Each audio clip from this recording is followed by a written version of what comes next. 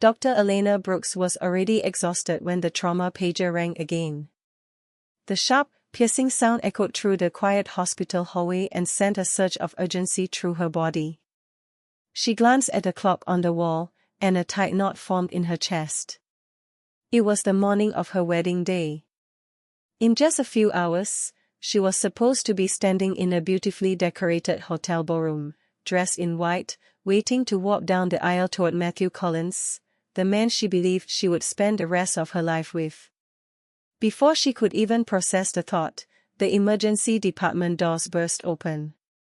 A stretcher was rushed inside, its wheels clattering loudly against the floor. A young boy lay on it, barely breathing, his skin pale and clammy. His parents followed close behind, panic written all over their faces.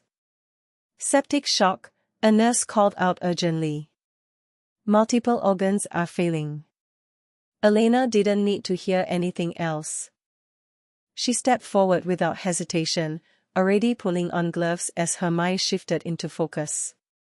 This was her responsibility. This was what she had trained her entire life to do.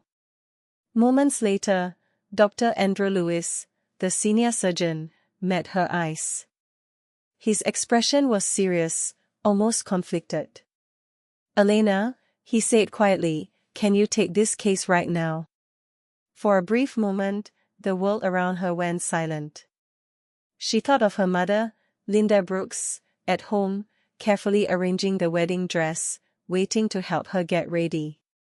She thought of Matthew, probably surrounded by family at the hotel, adjusting his tie, smiling for photos. She had promised them she would be there on time. Then she looked at the child. His chest rose unevenly, each breath a struggle. He was slipping away. "Yes," Elena said firmly, without a second of hesitation. Inside the operating room, time seemed to disappear. Every second demanded complete concentration. Elena guided her team through one critical decision after another, her voice steady despite the tension in the room.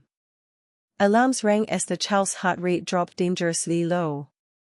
Sweat soaked through her scrubs, and her hands began to ache, but she refused to slow down.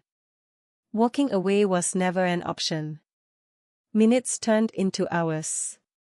After nearly 4 long hours, the monitors finally began to stabilize. The steady rhythm of the heart monitor filled the room. The child was alive, not out of danger yet, but alive. Elena leaned back slightly, releasing a breath she didn't realize she had been holding. Relief washed over her, followed almost immediately by dread. Her phone was vibrating inside her locker. She checked the screen. Dozens of missed calls. All from Matthew. Her wedding had already begun, without her. Elena changed as quickly as she could in the small hospital locker room. The simple white dress she had left there hung neatly on the door, untouched since the night before. There was no time for makeup, no flowers, no mirror full of careful adjustments. She tied her hair back with shaking fingers and slipped on her shoes, her heart pounding as if it were trying to outrun her. She ran through the parking garage and climbed into her car, hands trembling as she started the engine. As she drove toward the hotel, her thoughts raced faster than the traffic around her. "Matthew loves me," she told herself over and over. "He knows who I am. He'll understand. He has to." The city blurred past her windshield. The Silver Crown Hotel came into view, glowing with warm golden lights that made the evening look almost magical. Guests were gathered outside, laughing, chatting, taking photos. For a brief moment, relief washed over Elena. The wedding was still happening. She hadn't missed everything. She stepped out of the car, smoothing the edges of her dress, trying to steady her breathing. She took 2 steps forward. Then someone stepped directly into her path. Then another. Within seconds, a line of people stood shoulder to shoulder, blocking the entrance to the hotel. Elena's heart sank as she recognized them. Matthew's family. Aunts, uncles, cousins, people she had met only once or twice, all staring at her with expressions that ranged from judgment to open hostility. At the front stood Margaret Collins, Matthew's mother. Her arms were crossed tightly, her face stiff with cold disapproval. "So," Margaret said loudly, making sure everyone nearby could hear, "you finally decided to show up." Elena swallowed and forced herself to stay calm. "I'm sorry. I had an emergency surgery. A child was dying. I couldn't leave." Margaret let out a sharp, humorless laugh. "There's always an excuse with you. Today, of all days, you should have known where you belonged." "I belonged in the operating room," Elena replied quietly but firmly. Someone's life was on the line. Matthew's older sister stepped forward, her eyes hard. "You could have let another doctor handle it. You chose work over family." A flash of anger burned through Elena's chest, but her voice remained steady. "That child would be dead if I had walked away." Margaret shook her head slowly, as if she was tired of hearing Elena speak. "You always act like you're better than us because you wear a white coat. Today, you humiliated my son in front of everyone." "I didn't humiliate anyone," Elena said. "I was saving a life." Margaret took a step closer, lowering her voice just enough to make it sharper. "You left Matthew standing alone at the altar. Do you have any idea how that made us look?" Elena glanced past them toward the hotel doors. Music drifted faintly from inside. "I need to see Matthew," she said. "Let me explain to him." Margaret stepped directly in front of her, blocking her view. "There's nothing to explain." Elena's stomach tightened. Something was terribly wrong. Elena felt her chest tighten as Margaret remained planted in front of her, unmoving. The faint sound of music drifting from inside the hotel suddenly felt cruel, like a reminder of everything slipping out of her control. "You don't get to decide that," Elena said, her voice firm despite the tremor in her hands. "I need to speak to Matthew." For years, Elena had tried to earn Margaret Collins's approval. She had smiled through sharp comments about her long hospital hours. She had listened quietly while Margaret praised Matthew's childhood friend Claire for being gentle, traditional, and always available. Elena had ignored the warnings because she loved Matthew, and because she believed love required patience. Now, all of it came crashing down.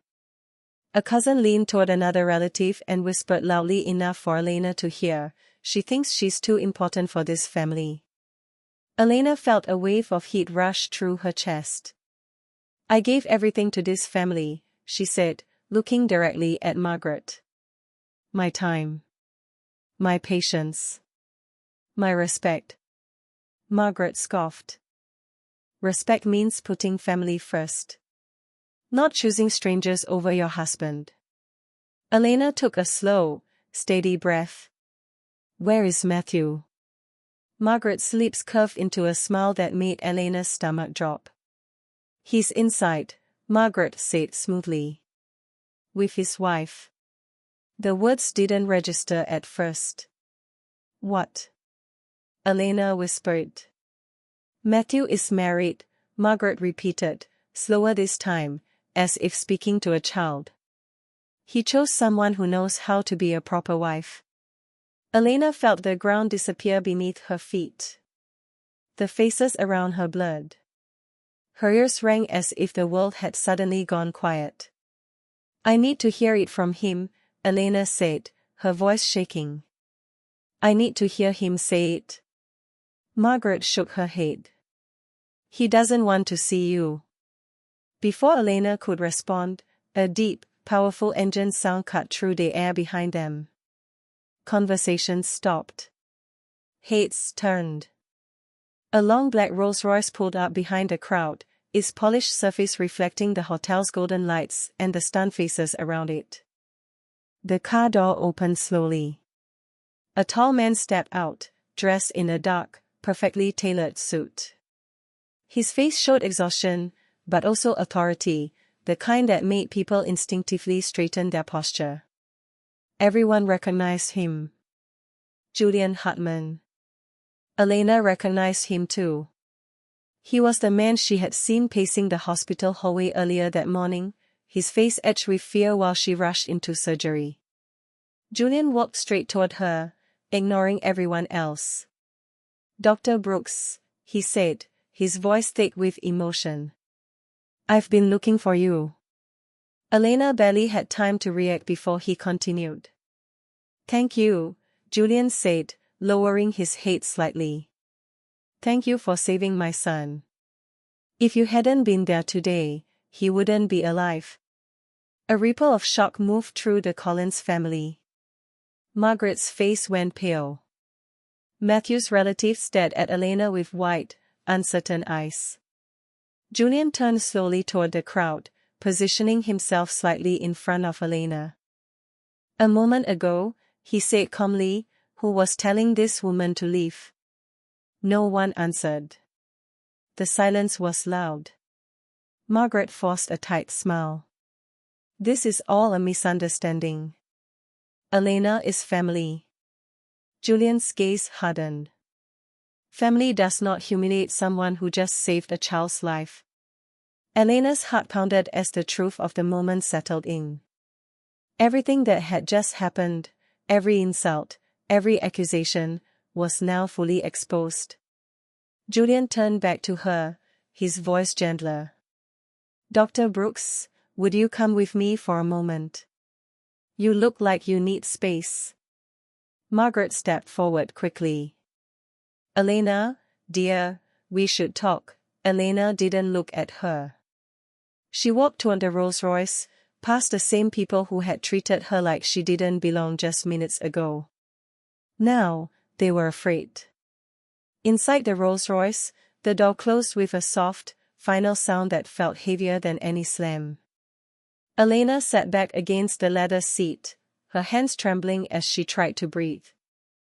The world outside the tinted windows blurred as the car began to move away from the hotel. For a moment, neither she nor Julian Hartman spoke. Her phone vibrated in her hand. "Matthew." Elena stared at the screen, her chest tightening, before finally answering. "Elena, where are you?" Matthew asked, his voice strained. "My mother says you caused a scene." "A scene?" Elena repeated, disbelief flooding her tone. "I arrived straight from surgery, and your family blocked me from entering my own wedding." Matthew sighed. "You know how my mother is." She panicked. This whole situation just got out of hand. "Did you say the vows?" Elena asked quietly. There was a pause. "Yes." The word felt like a knife. "Then you replace me," Elena said softly. "I didn't mean it like that," Matthew replied quickly. "It was just temporary. It was to calm my mother down." Elena closed her eyes. "You stood at the altar with another woman while I was saving a child's life." Silence. That silence told her everything. She ended the call. Julian watched her with concern but didn't interrupt. When she finally looked up, she realized he wasn't staring out of pity, there was respect in his eyes. "I'm sorry you had to experience that," Julian said gently. "No one should be treated that way." Elena nodded, swallowing the lump in her throat. "I didn't even get the chance to walk inside." "You were doing something far more important," Julian replied. "You were saving my son while they were judging you." Her phone buzzed again. "Matthew." She didn't answer. Julian leaned back slightly. "I don't want to interfere in your personal life, but when I saw how they spoke to you outside that hotel, I couldn't stay silent." "Thank you," Elena said quietly. "You didn't have to." "Yes," I did, he replied. Because what they did was wrong. The car slowed as they entered a quiet neighborhood. The streets were calm, lined with small houses and dim streetlights. The air felt different here, lighter, calmer. Where would you like to go? Julian asked. To my mother's, Elena said after a moment. I need to get there before they do. Julian nodded. I'll make sure no one bothers you. As the car continued, Elena felt a strange mix of gratitude and sadness. A stranger had stepped in to protect her, something the man she was supposed to marry had failed to do. Her phone rang again. This time, she answered. Elena, please come back, Matthew pleaded. My mother is out of control. This all went too far. Did you try to stop her? Elena asked. I was just trying to keep things calm. No, Elena said firmly. You were hiding. Matthew's voice cracked. I love you. Then you should have been waiting for me at the hospital, Elena replied. She ended the call. Julian said nothing, but his silence felt supportive rather than awkward. For the first time that day, Elena wasn't running toward a man who wouldn't stand up for her. She was going home. A week after the wedding that never truly happened, Elena received an email from the hospital administration. The subject line alone made her heart sink. Formal review required. She sat silently at the kitchen table in her mother's small home, reading the message over and over. A complaint had been filed against her. The wording was cold and official, accusing her of abandoning professional duties for personal gain and using a patient's case to gain favor with a wealthy donor. Her hands trembled, but she took a slow breath. She had worked too hard to let lies destroy her. 2 days later, Elena sat across from a panel of administrators and senior doctors in a quiet conference room. Her file lay open on the table between them. Among the panel was Dr. Andrew Lewis, who met her eyes with a look of quiet reassurance. Dr. Brooks, one of the administrators began, the Collins family has accused you of unethical behavior on the day of the scheduled surgery. Elena's voice remained calm. Every minute of that surgery was documented. My entire team was present. The child was in septic shock. Walking away would have cost him his life. Dr. Lewis nodded. We are reviewing all documentation. Later that afternoon, Julian Hartman arrived at the hospital. He provided a sworn statement detailing how Elena had saved his son's life and how he had personally witnessed the Collins family blocking, insulting, and humiliating her outside the hotel. The truth was undeniable. The complaint was officially dismissed. But Margaret Collins was not finished. Within days, rumors began spreading through social circles and social media. Anonymous posts painted Elena as a selfish doctor who abandoned her wedding for attention and favors. Half-truths twisted the story until it barely resembled reality. Elena saw her name dragged through lies, and for the first time, fear crept in. Her reputation was everything. Julian called her that evening. I won't let this continue, he said firmly. You shouldn't have to fight this alone. I'm already in it, Elena replied quietly. You saved my son, Julian said. I'll stand with you. Within days, legal notices were sent. Defamation warnings reached the right people. The rumors stopped as quickly as they had begun. Public retractions followed. Elena's name was cleared. At the hospital, her colleagues rallied around her. Nurses thanked her. Patients requested her by name. The board offered her a leadership position on a trauma research team. The Collins family lost more than a wedding. They lost their reputation. With the storm finally fading, Elena allowed herself to slow down. She stayed with her mother, Elena Brooks, and began to feel what life was like without constant pressure. They cooked simple meals together, watched old movies.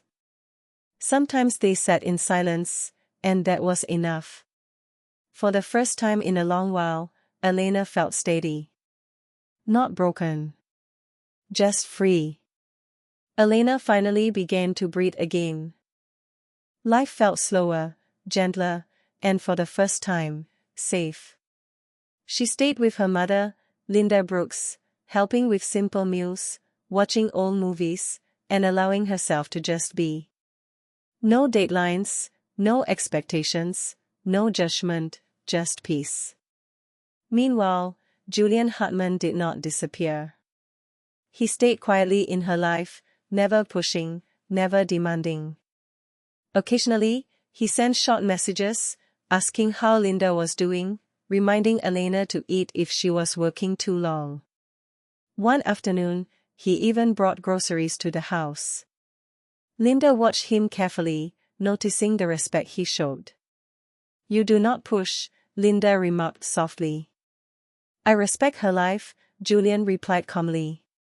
That simple answer meant more to Linda than anything else she could have said. Elena realized she was starting to trust him, not because of what he gave her, but because of how he behaved. No pressure. No demands. Just presence. And for the first time since the failed engagement, love felt safe. She and Julian did not rush into anything. They spoke openly about their past, about fears and regrets. Julian told her about losing his wife years ago and how it had taught him patience and empathy. Elena shared the years she had spent walking on eggshells with the Collins family, trying to be perfect, trying to be accepted, and still being humiliated. One quiet evening, Linda watched them talk at the dinner table, smiling softly. "This man listens," she whispered. Julian did not interrupt, did not try to fix everything. He simply stayed, offering his presence without intrusion. Elena noticed how different it felt. She was not being tested. She was not being judged. She was being seen. And it was the first time in her adult life that she allowed herself to feel completely understood. One afternoon, Julian said something simple but powerful. "I do not want to change who you are. I only want to be someone you do not have to be afraid around." Elena felt a shift inside her. For the first time, love did not feel like a challenge or a test. It felt like rest. Like finally being allowed to exhale after holding her breath for years. Meanwhile, the Collins family continued to crumble under the consequences of their own actions. Matthew could not recover from the scandal of the wedding. Their family name, once respected, now carried whispers and judgment everywhere. Margaret tried to spin excuses, but no one believed her anymore. Matthew avoided social events. The woman his mother had forced him to marry left within weeks. Everything he had built without Elena was falling apart. Elena, on the other hand, kept moving forward. Her work on the trauma research team gained attention. She was invited to speak at medical conferences. Patients requested her by name. The same city that once watched her get humiliated now respected her. One evening, she stood with her mother on the porch, watching the sunset. "You lost a wedding," Linda said softly. "But you gained a life," Elena replied, a small smile on her lips. For the first time in months, she felt completely in control of her own life. And Julian, quietly standing nearby, did not need to say anything.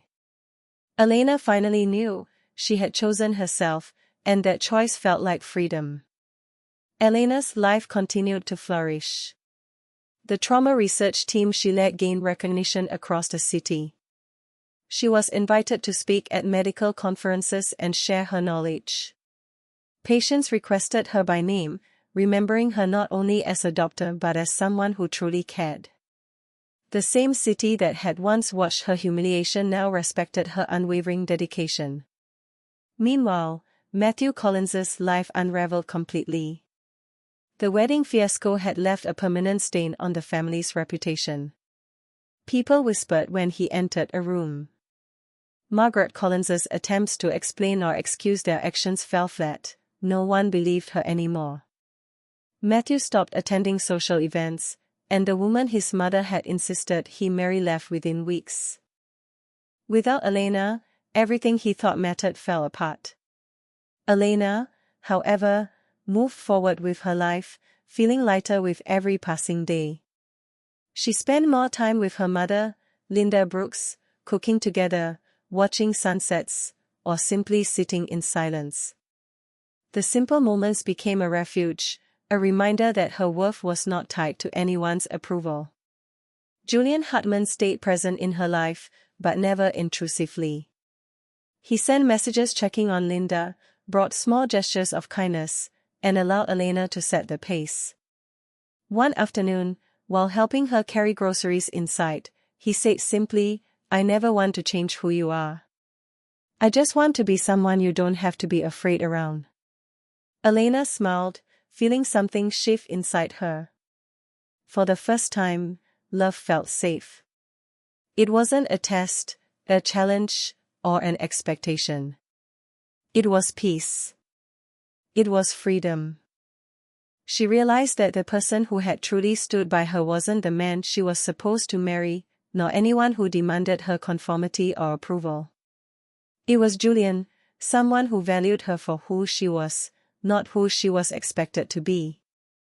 No pressure. No judgment. Just presence. Elena and Julian never rushed. They shared their past, their fears, their heartbreaks, and their hopes. Each conversation built trust. Each quiet moment built respect. Through it all, Elena discovered what she had always needed, someone who saw her, heard her, and never asked her to shrink herself for their comfort. One evening, as they talked quietly over dinner, Linda watched them and smiled. "He listens," she whispered. Julian didn't interrupt, he simply stayed. That simple act spoke louder than any words. Elena had learned an important truth: people who truly love you do not replace you. They wait. They respect. They honor your values and your choices. They never force you to shrink yourself to fit their expectations. She finally understood that abandoning her own values to be accepted by a family that never supported her had almost cost her everything that truly mattered. Now, she had reclaimed her life, her dignity, and her happiness. Standing on the porch that evening, watching the sunset with Julian beside her, Elena finally felt completely free. The storm had passed. She had survived humiliation, betrayal, and heartbreak, and she had emerged stronger, wiser, and more confident than ever. Her heart was calm. Her soul, at peace. And she knew, without a doubt, that she would never allow anyone to make her feel less than she was worth again. The right people see your value, even when others try to bury it. And for Elena Brooks, the life she had fought so hard to protect had finally begun, on her terms, with respect, love, and unwavering truth.